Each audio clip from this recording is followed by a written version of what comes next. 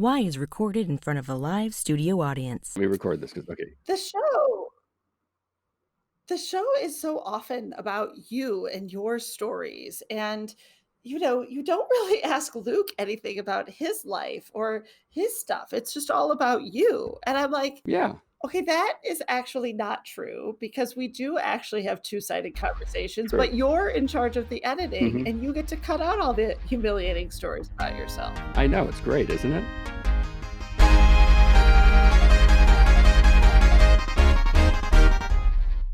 This is Why, with your hosts, Heidi Hedquist and Luke Poling. That big and that historic, you're gonna have mice. You just are. Mhm.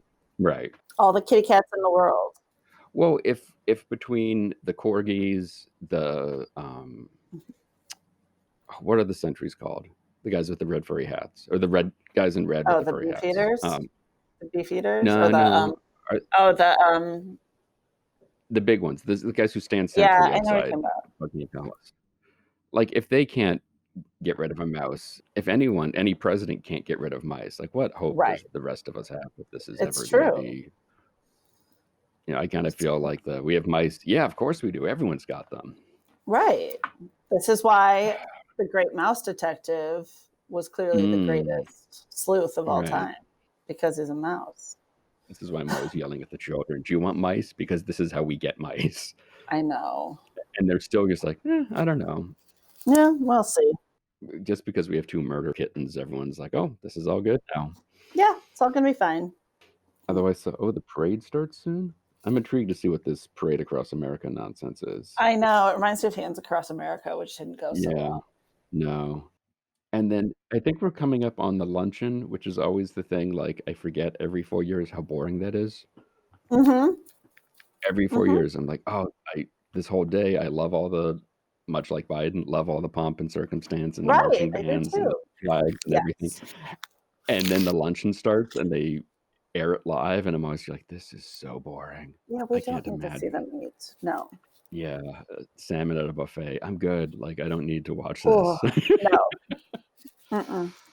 No. Feed it to the mice. Yeah, the Capitol's gotta have some, infestations, right? Probably, but maybe they might be gone for now because they got scared out of there a couple weeks ago. They'll come back. Underground tunnels don't seem like a great idea as far as rodents are concerned. No, that's true.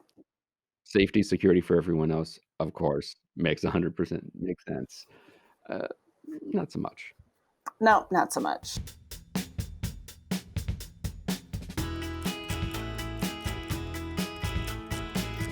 How do you first discover that you are good at what you do? How do you discover you're good at speed talking?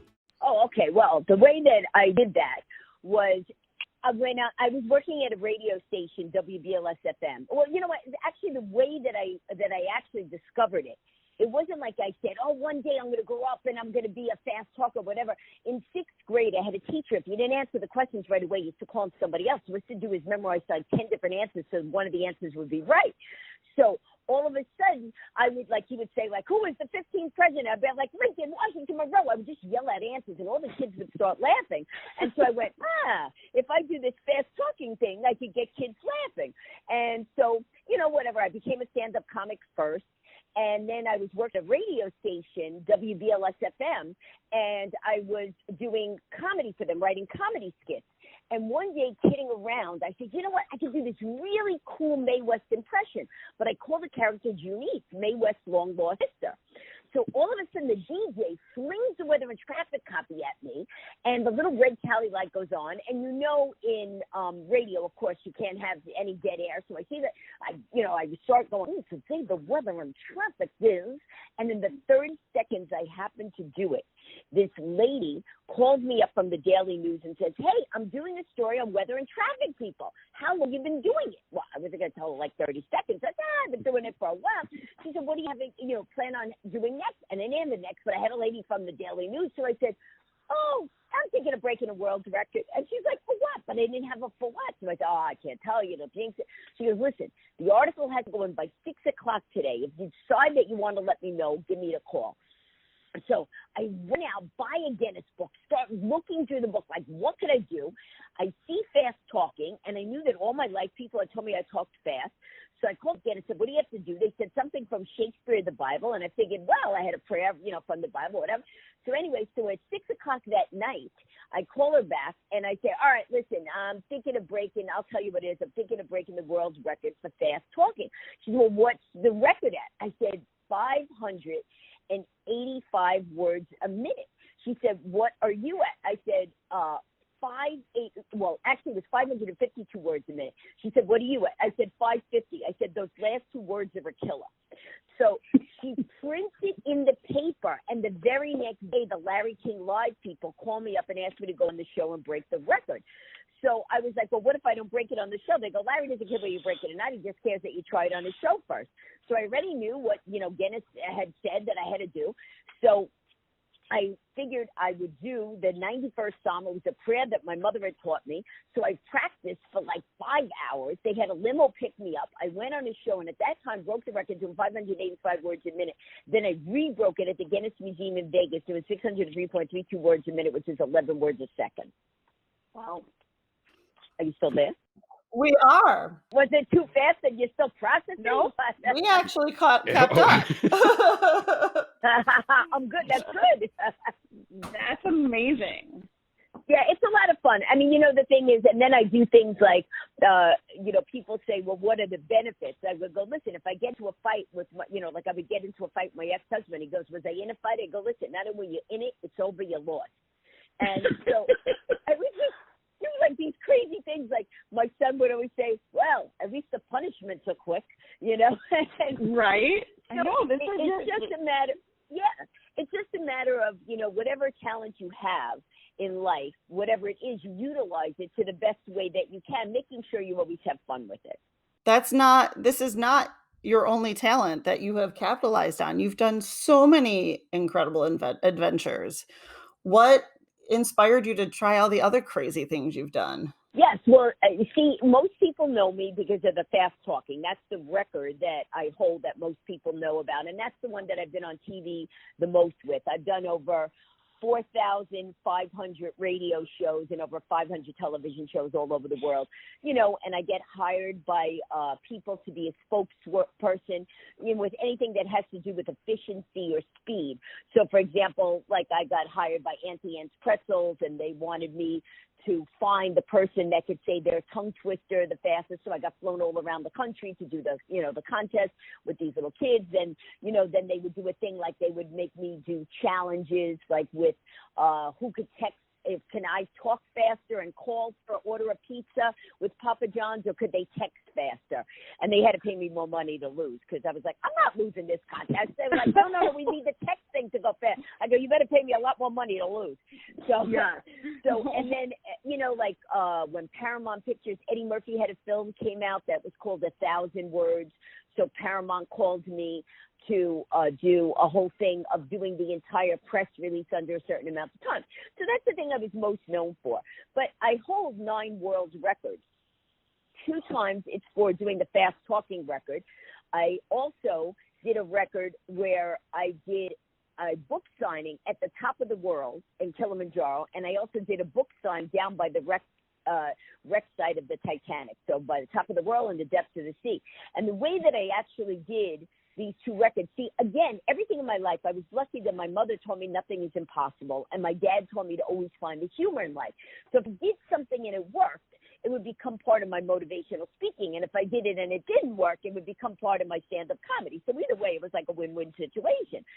So, but my mother told me never to be scared to try something. So in my mind, I would always go, so the way that it happened with, for example, Kilimanjaro, I saw a movie about Kilimanjaro, and I was like, that'd be cool, maybe one day to climb it, whatever. But it wasn't like a thing I was thinking about.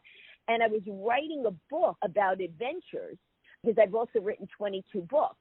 And I was writing a book about this rock climbing adventure I did, and I called the place to make sure that they still had it. And I said, hey, do you still do this rock climbing thing? They go, oh, yeah, not only do we the rock climbing, we now do mountain climbing. And then the guy names like some mountain that I had never heard of, like Mount Bob. And I'm like, listen, That's a good one. Yeah, I'm like, Yeah. no offense, but if I'm climbing a mountain, I'm not climbing Mount Bob. You know, I gotta, climb a mountain that I've heard about. So he goes, what about Kilimanjaro? And I was like, what about it? And they were like, well, would you, we led the IMAX movie team up Kilimanjaro. So I said, well, I don't know. So I knew it was in Africa, didn't know exactly where it was. I said, all right, let me look it up. So I find out that an 83-year-old woman had climbed Kilimanjaro. So I figured, well, if an 83-year-old woman could do it, I could do it. Of course, I didn't realize she was like in a wheelchair and got airlifted up there. Small detail. Yeah, right. Minor detail, exactly. So, of course, anytime I do these things, like I get really excited. So at the time, my son was 14. I run in his room, Spencer, guess what we could do?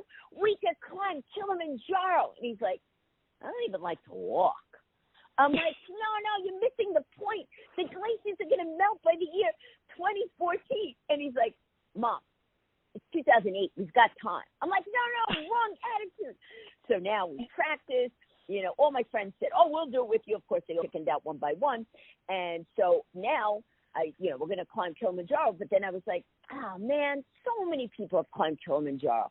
I don't want to just be like one of the people that climbs Kilimanjaro. If I'm going to do it, I should do something different. So then I thought, hey, why not do a book signing at the top of Kilimanjaro? So I figured at that point, I had the book Almost the Wise Guy and this other book, the book Adrenaline Adventures that I read. So I'm like, yeah, I could do a book signing at the top of Kilimanjaro. So now I figured, first of all, climbing Kili or doing any of the adventures that I do are not cheap.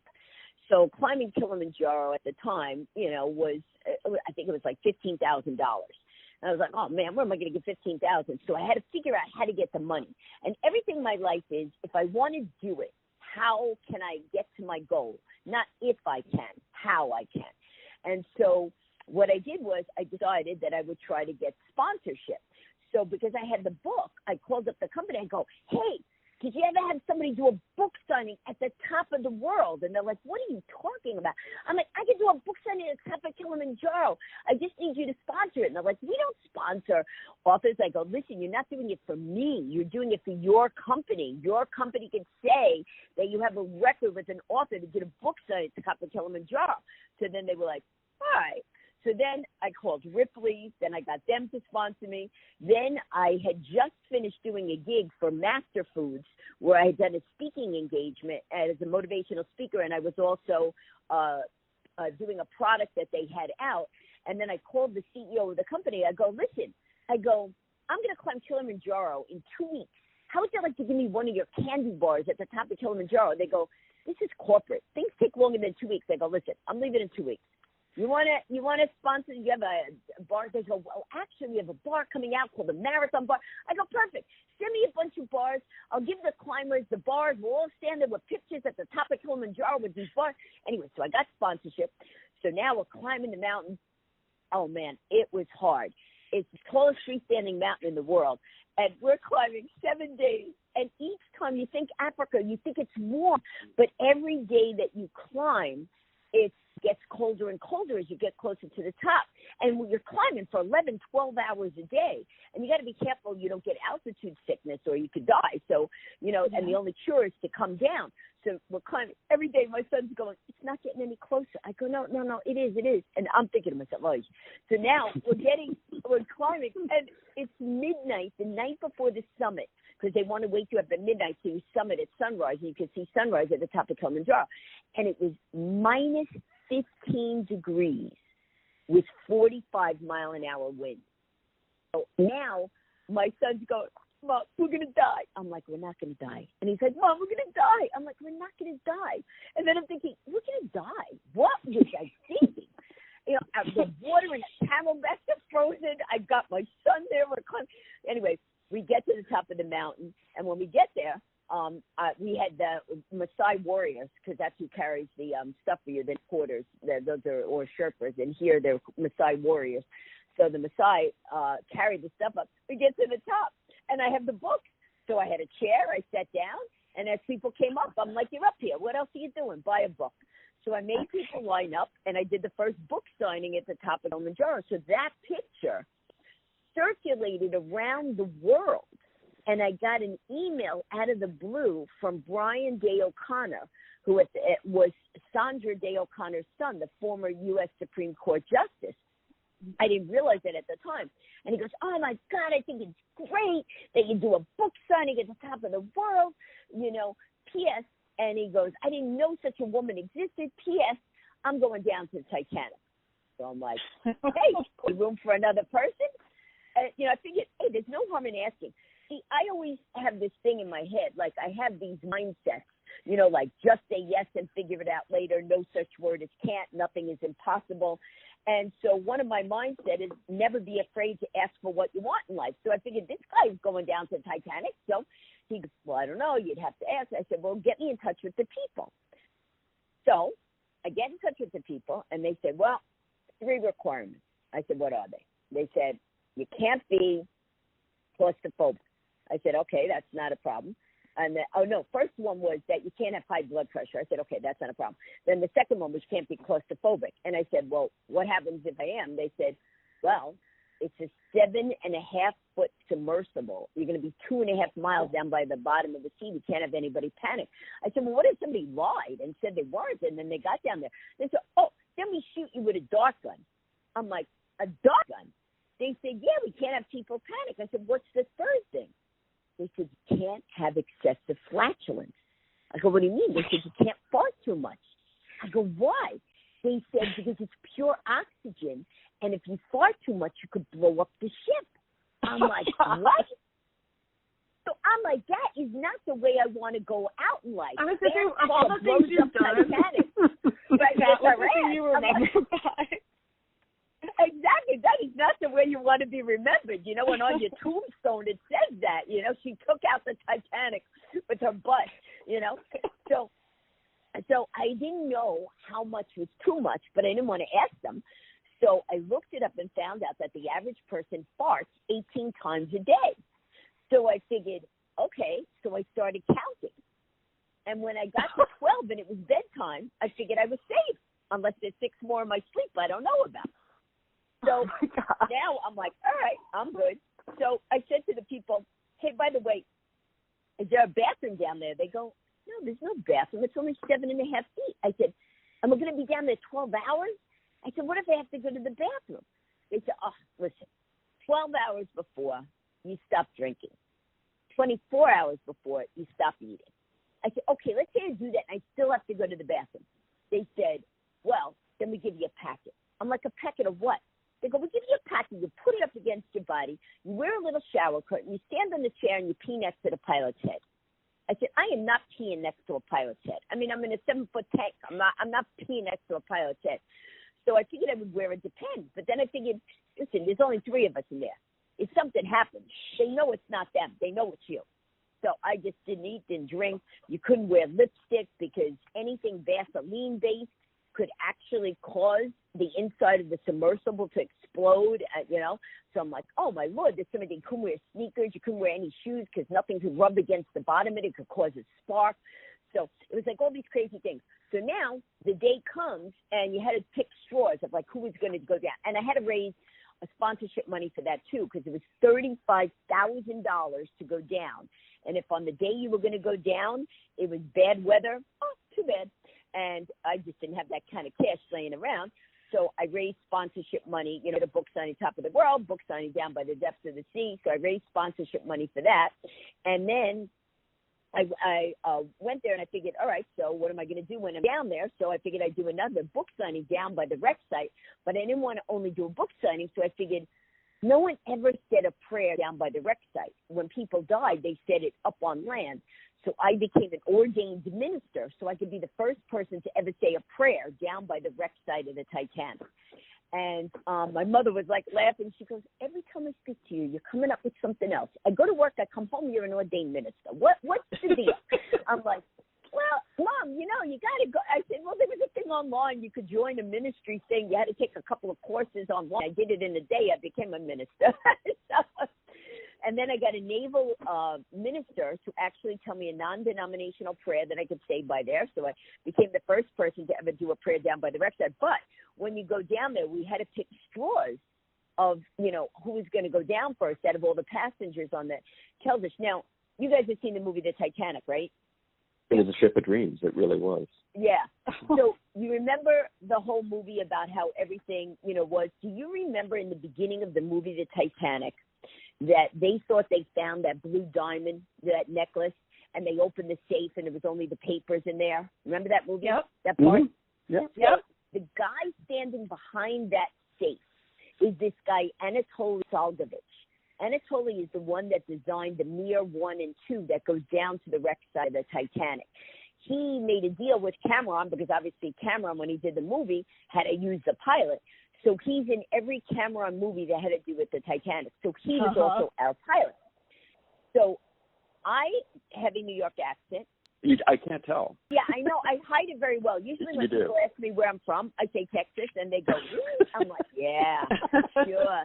If I could tell you that, I got the Brooklyn Bridge and the Manhattan Bridge, I'll tell you. Yeah. Right. So the straw that was picked was with a Japanese woman. And so it was me, the Japanese woman, and the Russian woman. So we going down, and it takes a couple of hours to go down, total darkness, and we're going down. Finally, we get to the Titanic, the bow, and there's only these little 6-inch windows that you could look out of. And when you look out the 6-inch windows of the bow, of the mirror, you could see the Titanic, but there's no other light. It's total darkness down there. After 500 feet, total darkness down by the sea. It was just an amazing experience. Doing those were like my 2 craziest records. I held other world records. We went with this group called Cairo Mission, and we saw 39,041 patients in 2 days. I did a record where I also became. I had a song that someone else wrote for me, but I produced it, and it got from concept to national airplay within 24 hours. I did a TEDx talk. How to break a world record mindset, how a world record mindset could help you accomplish anything. And I actually broke a world record on the TEDx stage where I did my full 18-minute talk, and then I redid the entire talk in under a minute. And then my last record, my 9th world record, was I became the first woman to zip line inside an active volcano. Oh my gosh. All right. Well, I feel completely overwhelmed. Good. I'm glad you said overwhelmed, because a lot of people say, I feel like I've accomplished nothing. And it's not a competition. And I go, listen, this is how I want to live my life. Everybody could live their life any way they want. You know what I'm saying? I just feel that God gave me a life, and I want to use up every bit of it. And clearly that's the message of everything you're doing, I'm assuming, is not to be afraid of anything and to just go for it. Yes. To go for it if you want to. Never let someone talk you into something you don't want to do. Like there's been people who go, oh, but you never did. I go, man, I don't want to. Oh, you scared? I go, no, just don't want to. Yeah, and that's the other thing is people in life too often do things because other people tell them. You have any stories? Oh, I went into this business because my dad wanted me to be a lawyer. I really wanted to be a priest. And I'm like, really? And why didn't you do the other thing? Well, because you respect your parents. I always believe in respecting the people that brought you up, unless, of course, they beat you to a pulp or something, and then, of course, all bets are off. But, if the person raised you to the best of their ability, but they think you should go into this field and not that field, you could still be respectful and say, I appreciate the way you raised me, but the way you raised me gives me the confidence to be able to go into the field of my choice. And so I always feel that you should never let anybody talk you into something you don't want to do, and you don't want to be a sheep. You know why? People eat sheep. You don't want to be a sheep. You want to do your own thing. So what's the first step of doing that, of just doing it? What's the first thing you would tell someone to do? Of just saying yes and figure it out later. Mm-hmm. Basically, that is my thing. When someone wants to do it, this is what I feel. The first step in that is don't let the self-talk. The self-talk is what convinces people not to do it. What if I fail? So what? You just have to be able to say, do you want to, it's all the questions you ask yourself. Do I want to do this? Yes. What's holding you back? I'm scared. What are you scared of? I'm scared I'll fail. So if you fail, what happens?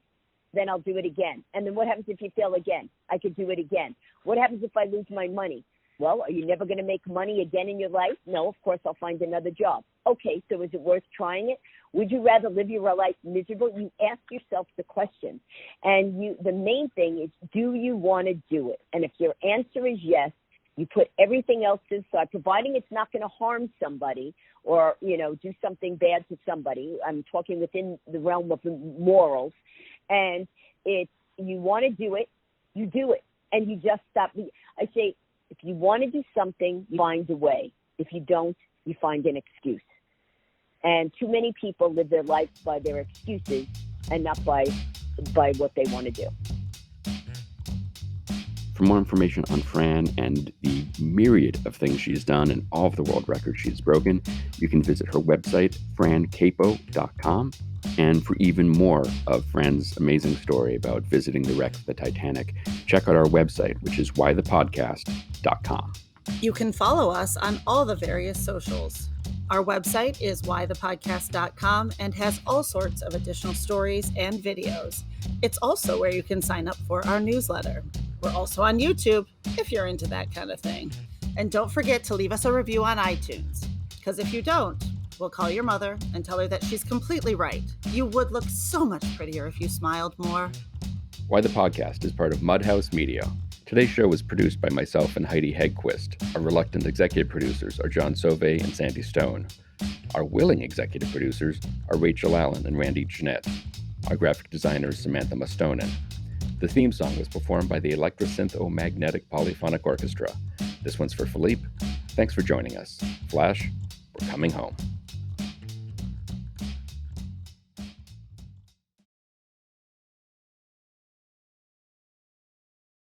Nigel, is that you? Are you here, Nigel?